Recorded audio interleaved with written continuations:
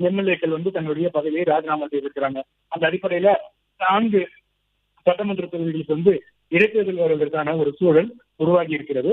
அதிமுகவை பொறுத்த வரைக்கும் 47 எம்எல்ஏக்கள் இருந்த நிலையில இந்த எண்ணிக்கை 44ஆக குறைந்திருக்கிறது. இன்று காலையில இருந்தே ஒரு பரபரப்பான ஒரு சூழ்நிலை நிலவி வருகிறது. அதிமுகவில் ஏற்கனவே 2 வார காலமாக பல்வேறு ஒரு பரபரப்பான சூழ்நிலை நிலவி வந்த நிலையில இன்று காலை முதலே மேலும் ஒரு பரபரப்பாக எஸ். வேலுமணி தரப்பு எம்எல்ஏக்கள் அவருடைய நிலைப்பாட்டினை மாற்றிக் கொண்டார்கள்.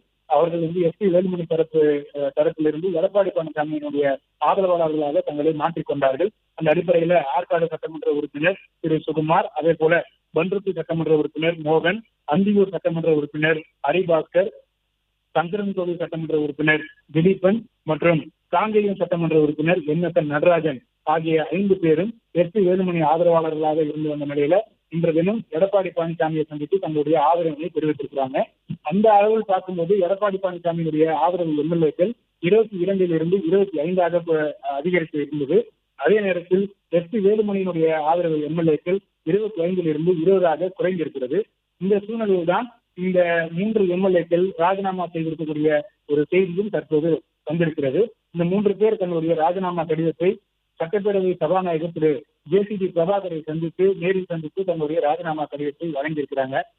அதற்கு முன்னதாக எஸ். வேலுமணி ஆதரவு எம்எல்ஏக்களாக இருந்த டாக்டர் விஜயபாஸ்கர் மற்றும் KP அன்பழகன் உள்ளிட்டோர் JCD பிரபாகரை சந்தித்து அவர்களும் ஆலோசனை நடத்திவிட்டு சென்ற நிலையில தற்போது 3 எம்எல்ஏக்கள் ராஜினாமா செய்திருக்கக்கூடிய செய்தி தற்போது பரபரப்பாக ஒரு செய்தியாக பார்க்கப்படுகிறது.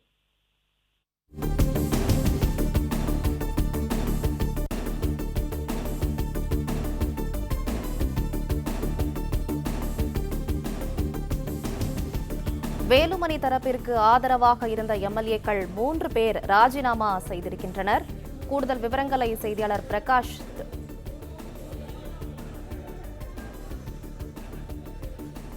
வேலுமணி தரப்பிற்கு ஆதரவாக இருந்த எம்எல்ஏக்கள் 3 பேர் தற்போது ராஜினாமா செய்திருக்கின்றனர். விவரங்களை செய்தியாளர் பிரகாஷ் தொடர்ந்து வழங்க கேட்கலாம். பிரகாஷ், இவர்களின் ராஜினாமாவிற்கு என்ன காரணம் தெரிவிக்கப்படுகிறது? விவரங்களை சொல்லுங்க. தற்போது சட்டமன்ற உறுப்பினர்களாக அதிமுக சட்டமன்ற உறுப்பினர்களாக இருக்கக்கூடிய மரகதம் குமரவேல், சத்யபாமா மற்றும் ஜெயக்குமார் ஆகிய 3 எம்எல்ஏக்கள் ராஜினாமா செய்திருக்கிறாங்க. இந்த 3 பேருமே எஸ். வேலுமணி ஆதரவு எம்எல்ஏக்களாக செயல்பட்டு வந்தது குறிப்பிடத்தக்கது. மரகதம் குமரவேல் மதுராந்தகம் தொகுதியிலிருந்து வெற்றி பெற்றவர். அதே போல சத்யபாமா தாராபுரம் சட்டமன்ற தொகுதியில் இருந்தும், ஜெயக்குமார் பெருந்துறை சட்டமன்ற தொகுதியில் இருந்தும் வெற்றி பெற்றவர்கள் என்பது குறிப்பிடத்தக்கது. தேர்தல் முடிவுகளுக்கு பிறகு அதிமுக உறுப்பினர்கள் 2 அணிகளாக பிரிந்து செயல்பட்டு வந்தாங்க. எடப்பாடி பழனிசாமி தலைமையில ஒரு அணியாகவும், எஸ். வேலுமணி தரப்புல ஒரு அணியாகவும் செயல்பட்டு வந்தாங்க. தனித்தனியாக ஆலோசனைகளை நடத்தி வந்தாங்க. பொதுவாக அதிமுக பொதுச் செயலாளர் எடப்பாடி பழனிசாமி இல்லத்தில் தான் எல்லா சட்டமன்ற உறுப்பினர்களும் கூடி அடுத்த கட்ட நடவடிக்கைகள் குறித்து ஆலோசிப்பது வழக்கம். ஆனால் சட்டப்பேரவை தேர்தல் முடிவுகளுக்கு பிறகு வெவ்வேறு இடங்கள்ல இந்த ஆலோசனை கூட்டம் நடந்தது.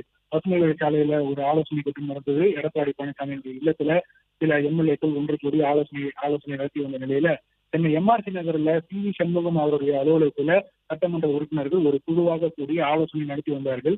2 அணிகளாக அவர்கள் பிரிந்து செயல்பட்டு வந்த நிலையில இது எப்போது அதிகாரப்பூர்வமாக வெளிப்பட்டது, அதிமுகவுல பிளவு எப்போது வெளிப்பட்டது என்றால் சட்டப்பேரவை சபாநாயகர் JCD பிரபாகரை சந்தித்து அதிமுக சார்பில் இவர்கள் தான் சட்டப்பேரவை குழு தலைவர் என்று தனித்தனியாக கடிதம் கொடுத்த போதுதான் அதிமுகவில் பிளவு ஏற்பட்டு இருக்கிறது என்பது அதிகாரப்பூர்வமாக வெளிப்பட்டது.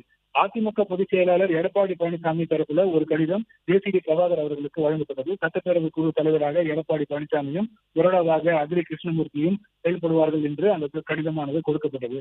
அதே நேரத்தில் CV சண்முகம் தனியாக சபாநாயகர் JCD பிரபாகரை சந்தித்து அவரும் ஒரு கடிதம் கொடுத்தார். அதிமுக சார்பில் சட்டப்பேரவை குழு தலைவராக திரு எஸ். வேலுமணி செயல்படுவார், கொறடாவாக திரு டாக்டர் விஜயபாஸ்கர் செயல்படுவார் என்று அவரும் தனியாக கடிதம் கொடுத்த போதுதான் அதிமுக 2 அணியாக பிரிந்திருக்கிறது, அதிமுகவில் பிளவு ஏற்பட்டு இருக்கிறது என்பது அதிகாரப்பூர்வமாக வெளிப்பட்டது. அதனைத் தொடர்ந்து பெரும்பான்மை நிரூபிக்க வேண்டிய ஒரு சூழல் சட்டப்பேரவையில நிலவியது. தமிழக வெற்றிக் கழகத்துக்கு போதிய பெரும்பான்மை இல்லாத ஒரு சூழ்நிலையில அவர்களுக்கான ஆதரவு எம்எல்ஏக்களுடைய ஆதரவை பெறுவதற்காக தனித்தனியாக சட்டப்பேரவை குழு தலைவர்களை சந்தித்து சட்டப்பேரவையில் அங்கம் வகிக்கக்கூடிய கட்சியினுடைய தலைவர்களை சந்தித்து ஆதரவு திரட்டினார்கள். அந்த அடிப்படையில காங்கிரஸ் தாமாகவே முன்வந்து திமுக கூட்டணியிலிருந்து விலகி தமிழக வெற்றி கழகத்துக்கு ஆதரவு தெரிவித்தாங்க. அதே போல திமுக கூட்டணியில் அங்கம் வகித்த பல்வேறு கட்சிகளும் தமிழக வெற்றி கழகத்துக்கு ஆதரவு தெரிவித்திருந்தார்கள். பெரும்பான்மை நிரூபிக்கக்கூடிய அந்த நாளில் தமிழக வெற்றி கழக அரசுக்கு பெரும்பான்மை எம்எல்ஏக்களுடைய பெரும்பான்மை நிரூபிக்கக்கூடிய ஒரு சூழல் வந்தபோது அதிமுக சார்பில் எடப்பாடி பழனிசாமி மற்றும் அவரது ஆதரவு எம்எல்ஏக்கள் 22 பேர் தமிழக வெற்றி கழக அரசுக்கு எதிராக வாக்களித்த நிலையில வேலுமணி மற்றும் அவரது ஆதரவு எம்எல்ஏக்களாக இருக்கக்கூடிய 25 பேர் தமிழக வெற்றி கழகத்துக்கு தங்களுடைய ஆதரவினை தெரிவித்திருந்தார்கள் என்பது குறிப்பிடத்தக்கது. அப்போதிலிருந்து 2 அணியாக பிரிந்து செயல்பட்டு வந்த சூழ்நிலையில பல்வேறு குற்றச்சாட்டுகளை எடப்பாடி பழனிசாமி மீது வேலுமணி தரப்பினர் முன்வைத்தாங்க. அதாவது தேர்தலுக்கு முன்னதாக கூட்டணி அமைப்பதில், அதே போல வேட்பாளர் தேர்வு செய்வதில் பல்வேறு குழப்பங்கள் நீடித்ததாகவும் அதிகாரப்பூர்வமாக அவர்களை வெளிப்படையாக செய்தியாளர்களை சந்தித்து எடப்பாடி பழனிசாமி மீது பல்வேறு குற்றச்சாட்டுகளை முன்வைத்தது குறிப்பிடத்தக்கது. ஆனாலும் எங்களுக்கு எடப்பாடி பழனிசாமி தான் பொதுச் செயலாளர், அவர்தான் எங்களுக்கு இன்னும் பொதுச் செயலாளராக நீடித்து வருகிறார். தேர்தல் தோல்வி குறித்து ஆலோசிப்பதற்காக செயற்குழு மற்றும் பொதுக்குழுவை கூட்ட வேண்டும் என்று அவர்கள் வலியுறுத்தியிருந்தாங்க. அதே நேரத்தில் பொதுக்குழு மற்றும் செயற்குழு உறுப்பினர்களிடத்திலிருந்து ஆதரவு கடிதங்களும் பெற்று வந்தார்கள்.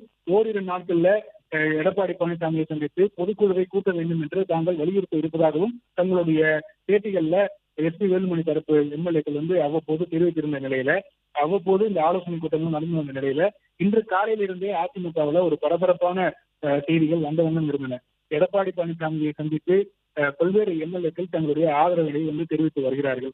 வேலுமணி தரப்பு ஆதரவு எம்எல்ஏக்களாக இருந்த ஆற்காடு சட்டமன்ற உறுப்பினர் சுகுமார், அதே போல காங்கேயம் சட்டமன்ற உறுப்பினர் NS நடராஜன், சங்கரன்கோவில் சட்டமன்ற உறுப்பினர் திலீபன் மற்றும் அந்தியூர் சட்டமன்ற உறுப்பினர் ஹரிபாஸ்கர் உள்ளிட்ட 5 எம்எல்ஏக்கள் வேலுமணி தரப்பு ஆதரவு நிலைப்பாட்டிலிருந்து எடப்பாடி பழனிசாமியுடைய ஆதரவாளர்களாக தங்களை மாற்றிக்கொண்டார்கள். இந்த சூழ்நிலையில வேலுமணி தரப்பு ஆதரவு எம்எல்ஏக்களாக இருந்த மரகதம் குமரவேல் மற்றும் சத்யபாமா மற்றும் ஜெயக்குமார் ஆகிய மூவரும் தங்களுடைய பதவியை ராஜினாமா செய்திருப்பது தற்போது ஒரு பரபரப்பான ஒரு செய்தியாக பார்க்கப்படுகிறது. சற்று நேரத்துக்கு முன்னர் சபாநாயகர் JCD பிரபாகரை சந்தித்து தங்களுடைய ராஜினாமா கடிதத்தை கொடுத்த 3 சட்டமன்ற உறுப்பினர்களும் தற்போது காட்சிகளில் பார்க்கிறோம். அவர்கள் தங்களுடைய ராஜினாமா கடிதத்தை JCD பிரபாகரத்துக்கு கொடுத்து விட்ட பிறகு தற்போது அமைச்சர் ஆதவர்ஜனா அவருடைய அறைக்கு இந்த 3 எம்எல்ஏக்களும் செல்லக்கூடிய அந்த காட்சிகளை பார்க்கிறோம். இதன் மூலமாகவே தெரிகிறது அவர்களுடைய அடுத்த கட்ட நகர்வு என்ன, அவர்களுடைய நிலைப்பாடு என்ன என்பது நம்மால் புரிந்து கொள்ள முடிகிறது. அவர்கள் 3 பேரும் தங்களுடைய பதவியை ராஜினாமா செய்திருக்கக்கூடிய சூழ்நிலையில அவர்கள் 3 பேருமே தமிழக வெற்றி கழகத்தில் தங்களை இணைத்துக் கொள்வதற்கு முன்வந்திருப்பதாக ஒரு தகவலாக பார்க்கப்படுகிறது. அதனை உறுதிப்படுத்தக்கூடிய விதமாக தற்போது தலைமைச் செயலகத்தில் இருக்கக்கூடிய அமைச்சர் ஆதவர்ஜனாவுடைய அறைக்கு இந்த 3 எம்எல்ஏக்களுமே சென்று கொண்டிருக்கக்கூடிய அந்த காட்சியில தான் பார்க்கிறோம். தற்போது ஆதவர்ஜனாவுடைய அறையில 3 சட்டமன்ற உறுப்பினர்களும் தற்போது முகாமிட்டிருக்கிறாங்க. இதன் மூலமாகவே அவர்களுடைய நிலைப்பாடு என்ன என்பது ஓரளவுக்கு நம்மளால் யூகிக்க முடிகிறது.